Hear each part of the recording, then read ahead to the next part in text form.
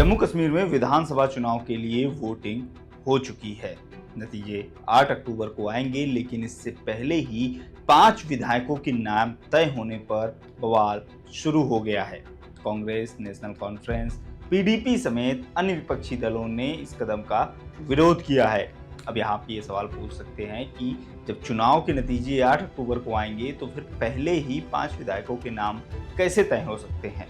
दरअसल जम्मू कश्मीर राज्य के पुनर्गठन होने और केंद्र शासित प्रदेश बनने के बाद विधानसभा में 5 मनोनीत विधायकों के भी शामिल होने की व्यवस्था की गई है। मीडिया रिपोर्ट्स के मुताबिक गृह मंत्रालय की सिफारिश के आधार पर उपराज्यपाल इन विधायकों को मनोनीत करेंगे। ये मनोनीत विधायक न केवल विधानसभा के नंबर गेम में बदलाव करेंगे, बल्कि सरकार बनाने में भी गेम चेंजर साबित हो सकते हैं। यही वजह है कि नतीजे आने से पहले 5 विधायकों को मनोनीत किए जाने की खबरें जैसे ही आई, वैसे ही विपक्ष विरोध पर उतर आया।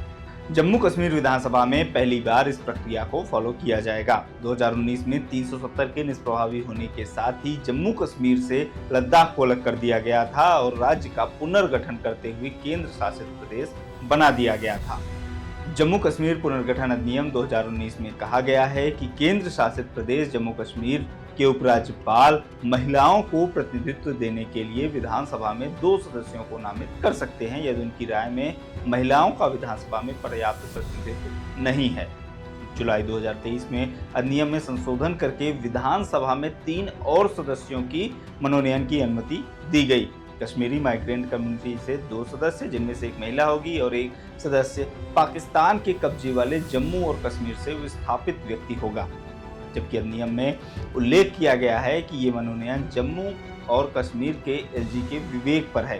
हालांकि इन विधायकों को वोटिंग का अधिकार होगा या नहीं, इसे लेकर स्थिति अभी स्पष्ट नहीं है, लेकिन ये माना जा रहा है कि पुडुचेरी की तर्ज पर जम्मू कश्मीर में भी मनोनीत सदस्यों को वोटिंग का अधिकार मिल सकता है।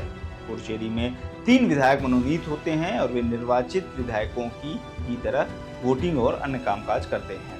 इस तरह से कुल 5 सदस्यों का मनोनयन विधानसभा में होगा। अभी 90 सदस्यों के लिए चुनाव हो रहे हैं, जिनके लिए बहुमत की संख्या 46 है, लेकिन 5 सदस्यों के मनोनयन के बाद कुल विधायकों की संख्या 95 हो जाएगी और बहुमत के लिए जरूरी आंकड़ा हो जाएगा 48 सदस्यों का। और ये किसी भी पार्टी का खेल बिगाड़ने के लिए काफी है। यही वजह है कि कांग्रेस समेत तमाम दलों ने चुनाव से पहले सदस्यों के मनोनयन का विरोध किया है। सुनिए। मान लीजिए कि 90 में से एक पार्टी को या कोलिशन को 47 सीट्स है, तो वो 45 प्लस जिसके पास है वो सरकार के दावा पेश करेगी। गवर्नर, लेफ्टिनेंट गवर्नर साहब बुलाएंगे और सरकार बनाने के हकदार है। और दूसरे के पास हो सकता है 43 हो, जोड़ मेल के इधर के, मान लीजिए।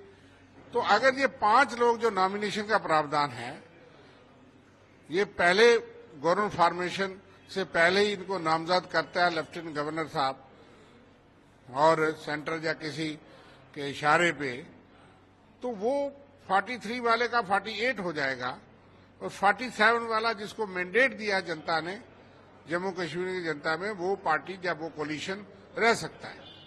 तो ये एक डेमोक्रेसी के साथ, मैंडेट के साथ एक फ्रॉड, एक धोखा होगा कि जिन लोगों को चुन के लोगों ने भेजा है सरकार बनाने के लिए, वो रह सकते हैं और दूसरे बन सकते हैं। ये माइनॉरिटी को मेजॉरिटी में तब्दील कर सकता है, ये प्रावधान, मेजॉरिटी को माइनॉरिटी में। हालांकि गवर्नर या लेफ्टिनेंट गवर्नर जो है कॉन्स्टिट्यूशन स्कीम्स के तहत और स्पिरिट ऑफ कॉन्स्टिट्यूशन के तहत, उसका मतलब सरकार होता है। He has to act on the aid and advice of the council of ministers. पहले भी यहाँ 2 नॉमिनेटेड एमएलए महिलाएं होती थी, जिसको जो सरकार बनती थी वो रिकमेंड करती थी और गवर्नर साहब नॉमिनेट करते थे। हम कहते हैं जो सरकार बनेगी, किसी की भी बने, ये अधिकार उसके पास होना चाहिए कि आप उसकी रिकमेंडेशन पे नॉमिनेट करिए। लेकिन गवर्नमेंट फॉर्मेशन के बाद, गवर्नमेंट फॉर्मेशन में जो इलेक्टेड एमएलए हैं, दे विल डिसाइड कि गवर्नमेंट मेजॉरिटी किसके पास है और सरकार किसकी होनी चाहिए। हमारा सिर्फ लिमिटेड बात है। और हम ये सुन रहे हैं मीडिया के माध्यम से कि बीजेपी प्रयास कर रही है कि कोई 5 नेता उनके, कोई 2 कश्मीरी पंडित खाते में, एक पीओजे के खाते में और 2 महिलाएं नॉमिनेट हो जाए, तो अगर कहीं जोड़ तोड़ मरोड़ जितना भी बीजेपी करती है वो सारे फार्मूले लगा करके अगर कोई बन सके तो ये गैर डेमोक्रेटिक होगा, एंटी डेमोक्रेटिक होगा और गलत होगा अगर इस तरह से करते हैं। फिलहाल अभी ये स्पष्ट नहीं है कि उपराज्यपाल की ओर से विधायकों का मनोनयन कब किया जाएगा, लेकिन नतीजों से पहले ही मनोनयन की खबरों का विपक्षी दलों ने विरोध किया है। इस पूरे मसले पर आपकी क्या राय है, कमेंट बॉक्स में हमें जरूर बताएं। बने रहिए लोकमत हिंदी के साथ।